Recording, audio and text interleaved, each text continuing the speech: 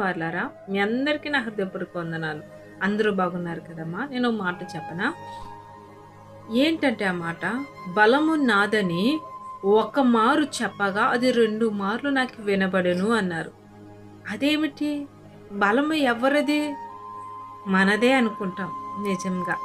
నేను బలంగా నా యవ్వనంలో ఎవ్వరమైనా బలంగా ఉంటాం. బలంగా చేయగలుగుతాం. బలంగా తిరగగలుగుతాం. అంతటి మాత్రాన మనం ఏమనుకుంటామంటే, ఇదే బలము జీవితాంతం ఉంటదనుకుంటాం. ఇదే బలము చాలా నా శక్తి వల్ల చేస్తున్నాను. ఏ పనైనా నేను చేసినట్లు మరొకళ్ళు చేయలేరు. అది ఎలాంటి పనైనా, దేనినైనా ఢీకొనగలను. నా శక్తి, నా సామర్థ్యత, నా బలం, నేను గామట్టి నేనే చేస్తున్నాను అనుకుంటున్నా అని అనుకునే మనిషితో దేవుడు ఏమని మాట్లాడుతున్నారు తెలుసా? బలము నాదని ఒక్క మారే చెప్తున్నారు. ఎందుకంటే ఎంత బలవంతుడైనా దేవుడు చిన్న బలహీనత పెట్టినా కుక్క పిల్లలాగా అయిపోవాలి. ఇప్పుడు నీ బలం ఏమవుతుంది? నీ బలంతో నువ్వేం సాధించగలుగుతావు? అందుకే దేవుడు నీతో ఏం మాట్లాడుతున్నారు తెలుసా?